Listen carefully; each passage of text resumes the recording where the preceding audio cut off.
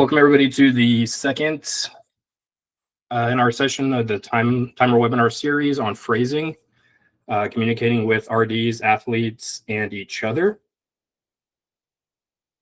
Quick agenda here, to go through a quick introduction, get into communicating with race directors, athletes, coaches, each other, a couple golden rules, and then we will have a time for question and answers. And then also I'll invite y'all to bring up any scenarios that you can think of that you might want clarification on how to communicate it or what to do in that situation. Just anything like that. So go ahead and be thinking about that as we go through this presentation. So why phrasing matters and the goals of communication. Basically, what we're looking to do is provide the information that's needed without overcomplicating things. And in doing so, set boundaries for ourselves so that we can prioritize what we need to do on race day. Again, not pointing any figures here, but a lot of us come from engineering backgrounds. We're data-driven, data-oriented. We want to give all the data possible all the time. And that's just not always necessary. And sometimes it can actually be a hindrance when we're talking to athletes, coaches, race directors, that sort of thing. So we really want to try to simplify the message and get our point across with as little as possible. And in the end, try to remember that at the end of the day, none of this really matters. I say that lightly, kind of in jest. These are fun runs. Have fun with it. Everybody should be out there having fun. It's not, life and death situations. So first up, communicating with race directors. We do want to remember that the race director is our client. We need to make sure that we give them the respect that that position deserves. We do have certain personalities of race director that we work with that can be difficult or, make decisions that we don't necessarily agree with. Just remember these are their events, not ours. At the end of the day, they have the final say in all questions and issues. So what they say, goes, just roll with it, whether it makes sense to you or not. And then kind of a recurring theme that you'll see here, kind of relating back to the, being engineers, keep it simple. Give the race director the data they ask for or what they need so that they can make a decision. Only give them an opinion if they ask for it.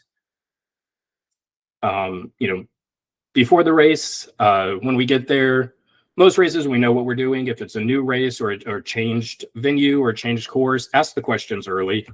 Don't be afraid to ask the race director a question, but also remember that not all questions need to be asked before the race. If you have a question on awards or results, something like that, that can be saved for later. Let them worry about setting up the race and get that answer later. Registration changes, this kind of speaks mostly to cross-country events. One example, we were at a cross-country event last week or the week before, and we had entire teams that were not registered.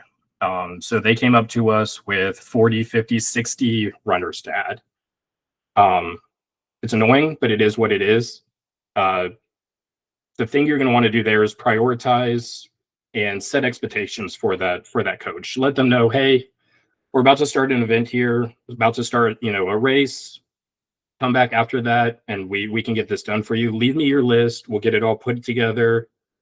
Not everything needs to be an emergency right now, whether they think it is or not.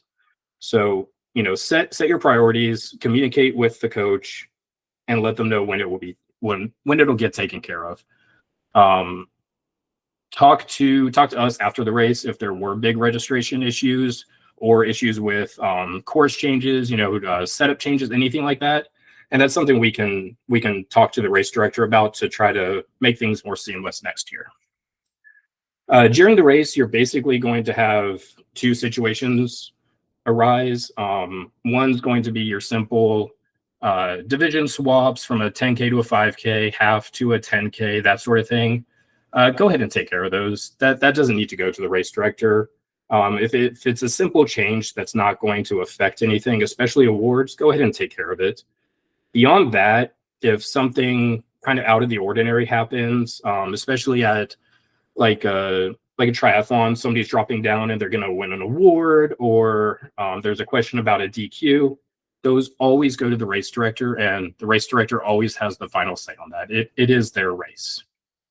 At the end of the race, I know it's hot. I know we're tired. We want to get out there. Go find the race director. Have a conversation with them. Thank them for bringing us out. See if there's anything immediate that you need to take action on.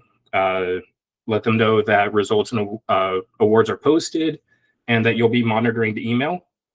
And then give Tony a call or a text to debrief afterwards.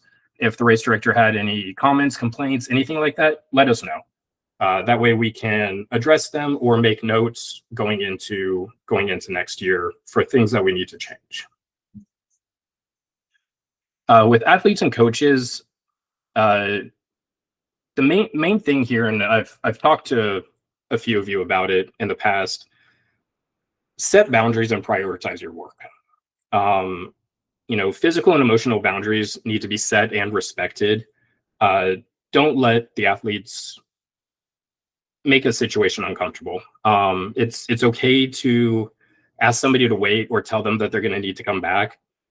Every situation is going to be an emergency to an athlete because it is their one race. It's their only race that they're worried about. You're worried about all the participants. So let them know you have, a lot going on. You'll get to it, and it's okay. It's okay to have them wait. Set expectations and prioritize what you need to get done. Don't jump on explaining somebody's result to them when awards are due right now. When somebody comes up to you with a result issue, they're going to want to tell you a story. They're going to want to let you know exactly what happened, everything like that. We need to get to the data as quickly as possible. Ask them questions that get you there. What time did you finish? Do you have Garmin data? Are you wearing what you wore when you crossed the finish line? Get that data ASAP so that you can get to solving the problem. This is especially big at big races. Races with thousands of athletes. We don't have the luxury of time for conversation. Get to the data, get the problem solved. And again, set expectations. If awards are starting in 5 minutes, let the athlete know that awards are starting, and it might take an extra couple of minutes. Check back in 15 minutes, and the results should be posted. That sort of thing. Just communicate and be honest with them. Again, flashing back to this, keep it simple. The athletes don't need to know how timing works. They don't need to know what happens on the back end. They don't need to know the ins and outs of the engineering of how it all happens. Keep it simple. Give them the information that they need, solve the issue, and move on. Important one here, what if the athlete is wrong? Contrary to popular belief, the customer is not always right, and that's okay. Just tell them with tact and with data. Explain it to them, keep it simple one more time. Explain why they're wrong as simple as possible. Don't overcomplicate things because that's only going to confuse them. And if they persist, try to help them understand a little bit, but don't spend your entire race with them.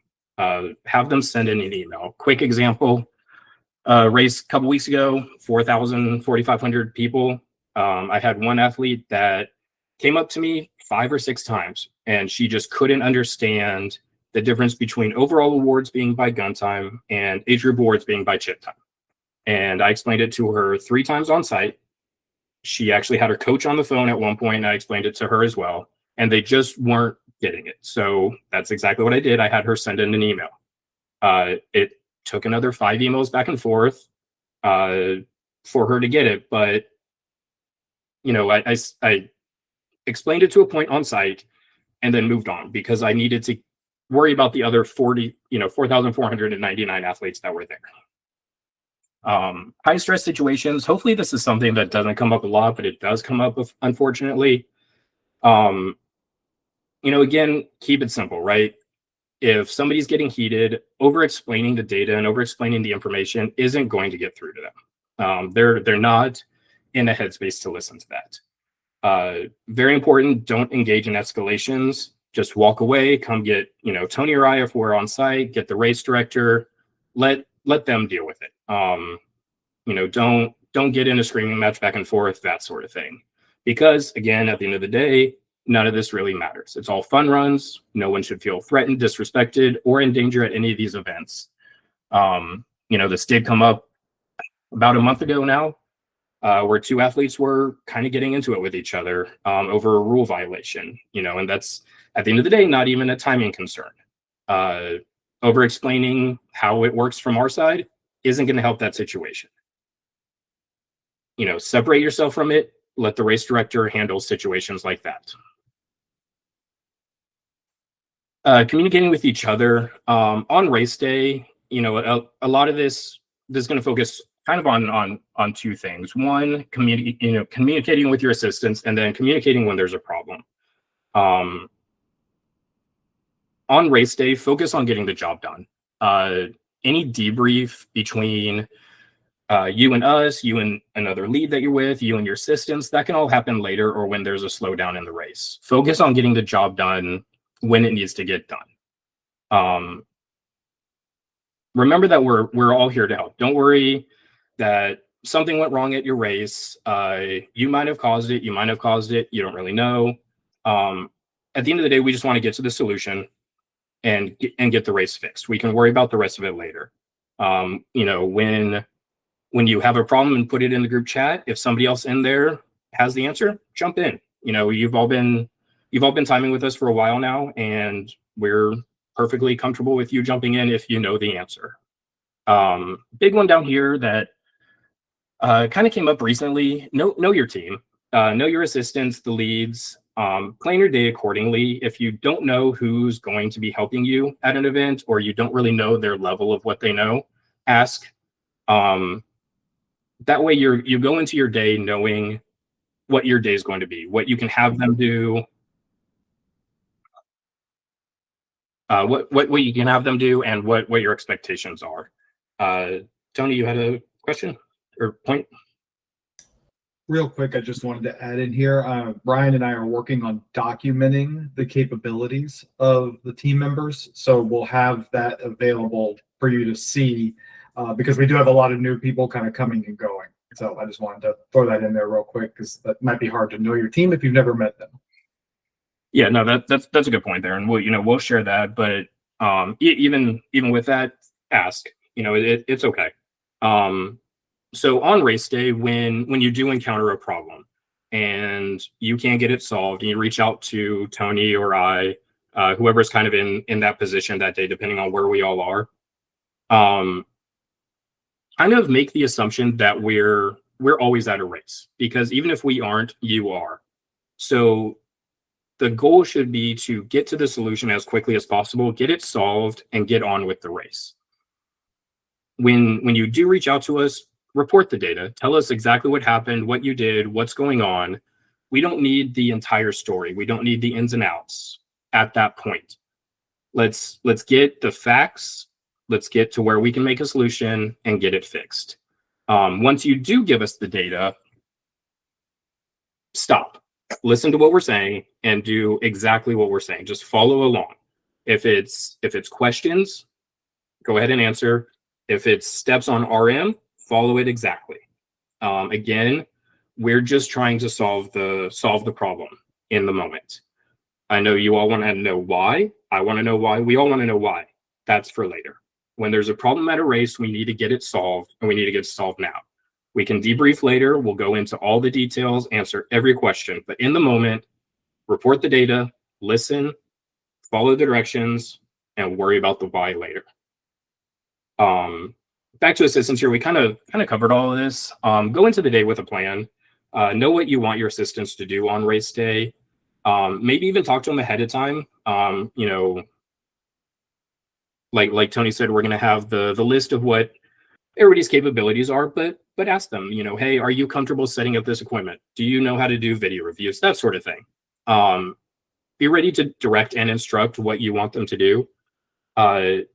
Know the order that you want things set up. If you're going to have an assistant setting up the finish line, be able to tell them exactly what you want them to do and be prepared to demonstrate what you need them to do.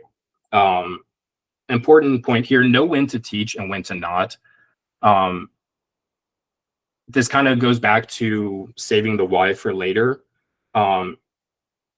I love that our entire team wants to know how to do everything, and that's great, and we can do that. But if we're behind or we need something done now, just get it done. Worry about teaching them later. This goes for leads, assistants, really anybody. Big point here. This is for everybody, but especially for assistants, especially for people that don't work with us a lot. I know all of our equipment looks like it's super rugged. It's in Pelican cases, it's in hard shell cases, so it looks super rugged. Like you can throw it around. You can't. It's all very delicate, electronic equipment inside of that. As we time more and more races, we're going to have more and more equipment out with more and more people handling it. We need to all make it a priority to make sure that the equipment stays in working order. We do have weekends where we use every single piece of equipment that we have, and we can't afford to have equipment down. Boxes, cameras, computers, cords on the mats, everything. We just need to make sure that everybody knows exactly how to set up, tear down, and operate any of the equipment that we're having them touch. Communication channels here, should be pretty straightforward. Email, text, the group text, phone calls, anything that is for the future or will need to be referenced later, send an email. If you had trouble with a box at an event, if it overheated and shut down, send me an email. Don't send that in a text. Send it as an email so I can keep track of it, keep receipts of it. And because if I'm out at a race, I'm not going to be able to do anything with that right then. That's going to be a Monday situation. Text, great for quick questions, reminders, that sort of thing. Utilize the group text on race day. If you have a question, something's going on, ask in the group text instead of sending a direct text to one of us. That way, everybody's kind of learning together. And if Tasha or Linda or anybody knows the answer, they can all jump in. Phone calls, you can call us anytime for anything. On race day, I would probably text first, just because we're all out at events dealing with our own things. Walkie-talkies, mostly for status updates, gun starts at multi-sport and cross-country events. We've discussed utilizing these more. I don't know if we will. If we do, we'll update this later on. But they have come in handy at those events, multi-sport and cross-country. So kind of sum things up here, just some simple golden rules. Keep it simple. Like I said, that was a theme throughout the entire thing. I know we all love data. That's why we do what we do. That's why we all have a super technical side hustle here. But the data doesn't need to be in every conversation. Keep it simple, especially for the athletes, the race directors. Just let them know what they need to know. Second, listen. That goes back to when you are experiencing an issue, but then also when you're talking to athletes. I've seen and done firsthand plenty of times where an athlete will come up and I assume what they're going to ask me. I assume what their problem is going to be because it's happened 100 other times at previous races. Listen first. Get them to the point, but listen to what they're actually saying. Set boundaries. Again, this goes back to physical and emotional and time and everything like that. Tell them not to get in your tent. Tell them not to be over your shoulder. Tell them not to sit in your assistant's chair. Feel free to speak up. Obviously, do it with tact, but set boundaries. Prioritize what's going on. This is a big one. Not everything needs to be done right now. Take the information, set expectations of when it will get handled, and communicate that. And then at the end of the day, again, these are fun runs. Have fun. Make sure, do your best to make sure everybody else is having fun. Don't let it stress you to the point where it's not fun anymore. If you're having issues, reach out. We just want to get problems solved at the end of the day. That's really all. So super quick here. We will open it up to questions and scenarios in a minute once we stop the recording, but just a quick wrap up here and look to the future. We will have some more webinars coming up, driving the reader, the config file, reading the reader, just kind of an in-depth look at what everything on that reader does, and then the division file. I know y'all are looking forward to a few of those more data heavy webinars there. So those will be coming. So let me go ahead and stop the recording here, and we can open it up to questions